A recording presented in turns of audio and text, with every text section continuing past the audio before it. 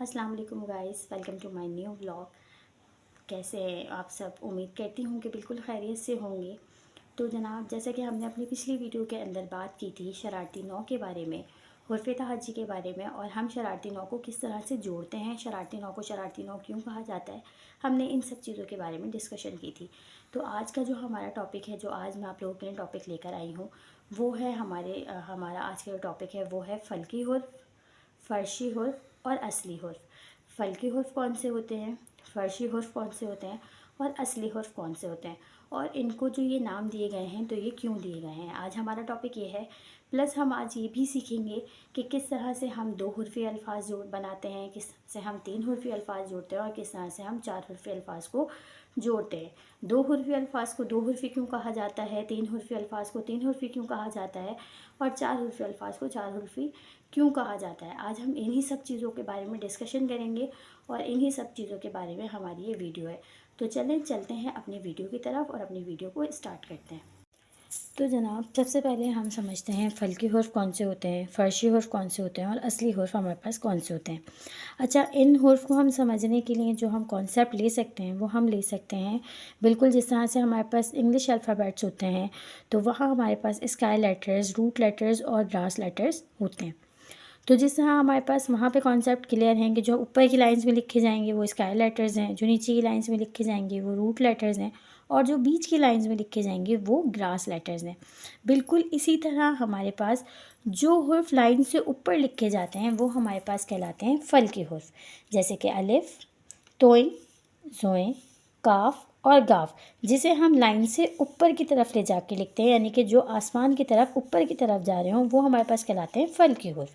अच्छा जी, अब हमारे पास आती है फ़र्शी हुर्फ। तो फ़र्शी हुर्फ कौन से हैं, जो बिल्कुल लाइन पे लिखे जाते हैं, ना लाइन से ऊपर ना लाइन से नीचे, बल्कि लाइन पर लिखे जाते हैं, वो हमारे पास लाइक अ ग्रास लेटर, वो हमारे पास कहलाते हैं फ़र्शी हुर्फ, जैसे कि बे, पे, ते, टे, से, दाल, डाल, जाल, रे, रे, जे, जे, फे, वाओ, हे और बढ़िए, ये हमारे पास होते हैं फ़र्शी हुर्फ।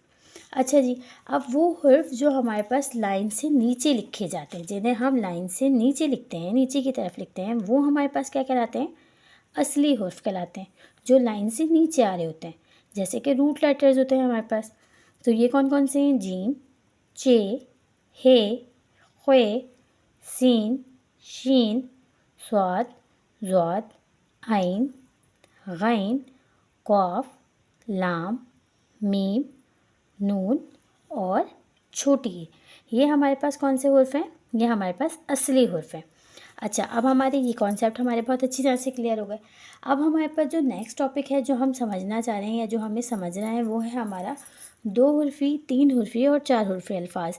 उनको हम किस तरह से जोड़ते हैं और उन्हें हमने जो ये नाम दिए हुए हैं तो ये हमने क्यों दिए हुए हैं।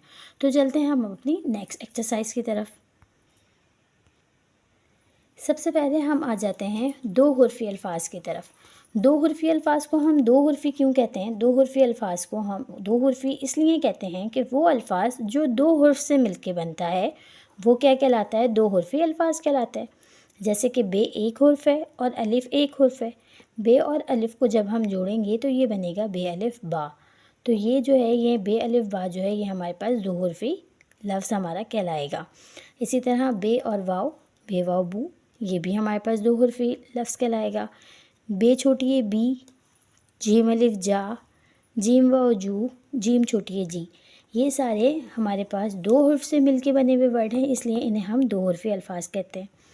तीन हुर्फ़ी अल्फ़ाज क्या होते हैं, जैसे नाम से ही ज़ाहिर है, तीन हुर्फ़ी यानी कि तीन हुर्फ़, वो लफ्ज़ जो तीन अल्फ़ाज से मिलके बनता है या तीन हुर्फ़ से मिलके बनता है, सॉरी, वो हमारे पास लफ्ज़ जो है वो क्या कहलाता है, तीन हुर्फ़ी अल्फ़ाज कहलाता है। जैसे कि बे, अलिफ़ और ते, ये तीन हुर्फ़ हैं हमारे पास। जब हम इनको आपस में जोड़ेंगे तो ये बनेगा बे अलिफ़ बा ते साकिन बात। तो ये जो बात है ये हमारे पास तीन हुर्फ़ी अल्फ़ाज में कहलाएगा। इसी तरह काम, बाग़ और कान, ये भी हमारे पास तीन हुर्फ़ी अल्फ़ाज हैं। अच्छा, अब बात करते हैं चार हुर्फ़ी अल्फ़ाज की। चार हुर्फ़ी अल्फ़ाज का भी बिल्कुल वही कॉन्सेप्ट है, वही सब कुछ है। جیسے ہمیں نام سے ہی ظاہر ہے 4 حرفی یعنی کہ 4 حرف سے ملنے والا لفظ۔ تو 4 حرف کون کون سے آ گئے؟ جیسے ہم نے یہاں پہ مثال کے طور پہ لکھا ہے باجا، تو باجی کے اندر کون کون سے حرف ہیں؟ بے ہے، الف ہے، جیم ہے اور الف ہے۔ بے الف وا، جیم الف جا، کیا بن گیا؟ باجا۔ 4 حرف سے مل کر بنا ہے، اس لیے 4 حرفی لفظ کہلائے گا۔ سین واو سو، چے الف چا، سوچا، تو یہ بھی ہمارے پاس 4 حرفی لفظ کہلائے گا۔ بے واو بو، لام الف لا، بولا، 4 حرف سے مل کے بنا ہے تو 4 حرفی کہلائے گا۔ گاف الف گا، نون الف نا، گانا، یہ بھی 4 حرف سے مل کے بنا ہے تو یہ بھی 4 حرفی کہلائے گا۔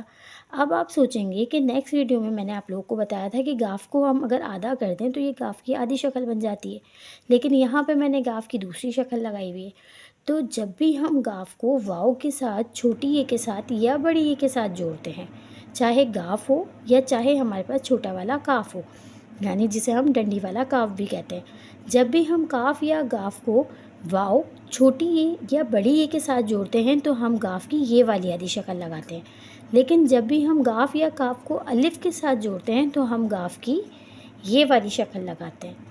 گاف کی یہ والی آدھی شکل ہم لگا کے پھر ہم الف کو جوڑیں گے، کیونکہ اگر آپ دیکھیں اگر ہم گاف کی یہ والی آدھی شکل کے ساتھ الف جوڑنا چاہیں گے تو اس کے اندر تو الف جڑا ہوا عجیب سے ہی لگے گا، لیکن وہی اگر ہم اس کو گھما دیں گے اور گھما کے گول کر دیں گے تو پھر اس کے ساتھ یہ جڑا ہوا کچھ بہتر لگے گا۔ تو اس لیے جب بھی ہم الف کے ساتھ جوڑتے ہیں تو ہم گاف کی یہ شکل استعمال کرتے ہیں، اور جب بھی ہم گاف کو واو کے ساتھ جوڑیں گے تو یہ والی آدھی شکل لگے گی، گاف کو چھوٹی اے کے ساتھ جوڑیں گے تو بھی یہ والی آدھی شکل لگے گی، اور اگر ہم گاف کو بڑی اے کے ساتھ جوڑیں گے تو بھی ہمارے پاس یہی والی آدھی شکل لگے گی۔ امید کرتی ہوں آپ لوگوں کو آج کی ویڈیو بھی پسند آئی ہوگی، آپ لوگوں کی نالج میں اضافہ ہوا ہوگا، آپ لوگوں کو چیزیں سیکھنے کے لیے ملی ہوں گی۔ میرا مقصد یہی ہے کہ میں جتنا اچھا ہو سکے، جتنا میری طرف سے میں جتنا دے سکتی ہوں میں اپنا 100% دیتی ہوں، دینے کی کوشش کرتی ہوں کہ آپ لوگوں کو جتنی آسانی سے اپنی بات کو سمجھا سکوں اتنی آسانی سے آپ لوگوں کو اپنا میسج جو ہے وہ کنوے کروں، اور تاکہ آپ لوگوں کے خود کے کانسیپٹ بھی کلیئر ہوں، اور جب آپ گھر میں اپنے بچوں کو پڑھائیں تو آپ اپنے بچوں کے کانسیپٹ بھی بہت اچھی طرح سے کلیئر کر سکیں۔ تو میری ویڈیو اگر آپ لوگوں کو پسند آئی ہو اور اگر آپ لوگوں کو اس سے کچھ بھی سیکھنے کے لیے ملا ہو تو پلیز میری ویڈیو کو لائک کرنا، شیئر کرنا، اور پلیز چینل کمنٹس کر کے مجھے ضرور ریویوز دیا کریں کہ آپ لوگوں کو میری ویڈیوز کیسی لگتی ہیں، پسند آتی ہیں، نہیں آتی ہیں۔ اگر اس کے اندر کوئی اگر نہیں بھی پسند آتی تو ڈس لائک کر سکتے ہیں آپ میری ویڈیوز کو، آپ مجھے کمنٹس میں بتا سکتے ہیں کہ اس کے اندر کیا کمی پیشی ہے تاکہ میں اپنی اصلاح بھی کر سکوں، کیونکہ انسان اگر کسی کو کچھ سکھاتا ہے تو بہت کچھ خود بھی سیکھتا ہے۔ تو آپ لوگ بھی میری اصلاح کر سکتے ہیں، اور مجھے کچھ چیزیں اگر آپ لوگوں کو لگتا ہے کہ میں کہیں غلط ہوں تو آپ لوگ بھی میری اصلاح کر سکتے ہیں۔ تو میرے چینل کے ساتھ جڑے رہیے، میرے چینل کو سپورٹ کیجیے، اپنا پیار دکھاتے رہیے، مجھے بہت ضرورت ہے آپ سب کی سپورٹ کی اور آپ سب کے پیار کی۔ اپنا بہت زیادہ خیال رکھیے گا، ملتے ہیں انشاءاللہ نیکسٹ ویڈیو میں کسی نیو انفارمیٹیو ویڈیو کے ساتھ، کسی اور نیو انفارمیشن کے ساتھ، کسی اور نئے ٹاپک کے ساتھ جو آپ لوگ کے لیے جو ہے وہ بینیفٹ دے آپ لوگوں کو، اور میں آپ لوگوں کے جس کے اندر کانسیپٹ کلیئر کر سکوں۔ تو تب تک کے لیے اپنا بہت زیادہ خیال رکھیے گا اور مجھے اجازت دیجیے۔ فی امان اللہ۔